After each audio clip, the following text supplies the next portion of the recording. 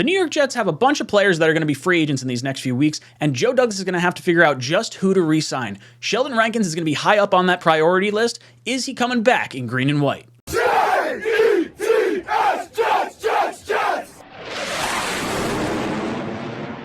Welcome to Jets Talk. My name's Ryan. I'll be your pilot. If you're new here, hit that subscribe button. If you've been here before, welcome back. I love having you here. Boys and girls, I go live every Monday for my live call-in show from 8 o'clock to 10 o'clock. So if you don't like what I'm saying on the channel, now's your time to call in and let me hear it. And then Tuesday, we come back with our Talking Jets panel. Myself, O'Leary, and Green Bean. So ask us your Jet-related questions. But let's hop into today's topic of the day, and that is Sheldon Rankins looking for a contract extension. He's set to be a free agent this upcoming year, and apparently he's looking for a little bit of cheddar from Joe Douglas and the New York Jets. Now, this is coming from Rich Cimini. I saw this by way of Paul Esden. Sorry, Boy Green. Can't pronounce your name.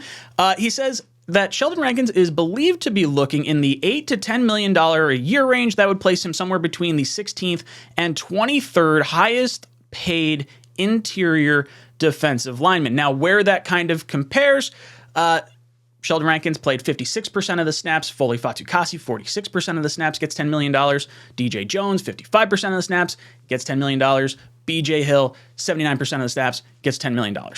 So I'm not going to lie, when I first saw $8 to $10 million, I kind of had a little bit of sticker shock. I was like, ooh, you know what? I don't really like that number from Sheldon Rankins. And I understand every player is going to ask for that little bit of a raise because the salary cap goes up each year. It's not just the quarterbacks and like those top guys that, push the market. Everyone else kind of goes up as that, rising tide raises all ships kind of a thing. So I was a little panicked when I saw that $8 to $10 million a year range. And then when I looked at the snap count and I kind of looked at some of the other guys from around the league, he's kind of in line with those numbers. So I think he has every right to ask for the $8 to $10 million. He's been rock solid as far as a run stuffer next to Quinnen Williams. He filled in very nicely for Foley Fatukasi once he left. I mean, just think about like the Jets D-line and how fresh they've been. This rotation that Joe Douglas or that Robert Saleh has kind of implemented, no one's really playing over like 60% of the snaps. So it gets you in this weird, funky sort of situation as far as like how much money do you devote to individual players based on their snap counts? Because if someone wants $20 million a year or $22 million a year, like a Quinnen Williams, but he's only playing 60-ish% of the snaps, it's a lot of money for missing, almost half of the snaps. So with Sheldon Rankins, it's almost like a microcosm of that. He's obviously not asking for Quinnen Williams type money, but do you try to keep him next to Quinnen Williams for the foreseeable future, or at least the next year or two? The other option the Jets could look at is drafting a younger guy, maybe plugging someone in. They did try to do that with Jonathan Marshall. I don't believe he's even on our practice squad anymore. I think he got signed away from us. And then you also have the option of maybe John Franklin Myers. Like, in my mind, the money that's going to have to go towards Sheldon Rankins, I really like it. I have no problem. I would probably let him test the open market and just see what he wants to do. Because if the Jets get a quarterback and we have a chance to win, maybe there's a chance he takes maybe on the lower side. Maybe he takes the 8 instead of the 10 from us. Whereas if you sign him before you get the quarterback, maybe it's 10 instead of 8.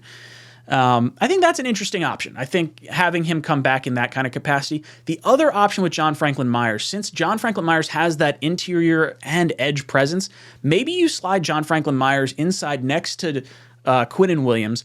And then we've always been talking about cutting Carl Lawson and saving the $15 million, bringing back some available playing time for Jermaine Johnson, Michael Clemens, Bryce Huff, who we figured to be hitting with one of the tenders this upcoming next few days or so. So then that opens up the possibility maybe of a Carl Lawson coming back on a lesser contract. Now, $15 million, that's just too much to pay him given the production we've gotten out of some of our other players. But if Carl Lawson wants to come back, let's say for 2 years at a total of $15 million, maybe that's something he'd be interested in. To try and, the Jets kind of paid him a bunch of money to not really do a whole lot the last 2 years. So maybe it comes back around and it helps him out. It seems like he likes being a New York Jet.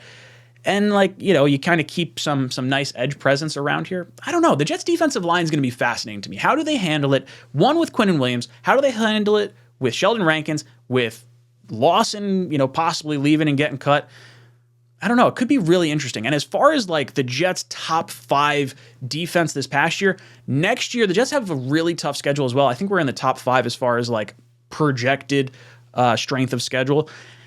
And to me, I think it's probably more likely we wind up in the top 10 in defense as opposed to the top 5. It's just really tough to duplicate defensive performance year over year. Now, maybe with better quarterback play, you say the defense is on the field less, you have more points being scored, so you can pass rush a little bit more, and you're not getting run on as much, so maybe Rankins is not needed quite so heavily as he is when we have a team that can't score points and teams are just running out the clock on us. I don't know. It's interesting, right? Like, I like Sheldon Rankins. I would have no problem extending him. I just think I would let him test the open market, kind of see what other teams would be willing to pay him, and then bring him back in and say, hey, look, we do want you here. What was your best offer elsewhere? Or let's see if we can make this work. If not, best to you. You absolutely deserve the money that you're asking for. So guys, let me know what your thoughts are. Do you like Sheldon Rankins? Do you like him for the money that he's apparently asking for? Or do you want to go a different route, maybe the draft or a different player on the roster or in free agency? Let me know in the comments section down below. And as always, go Jets.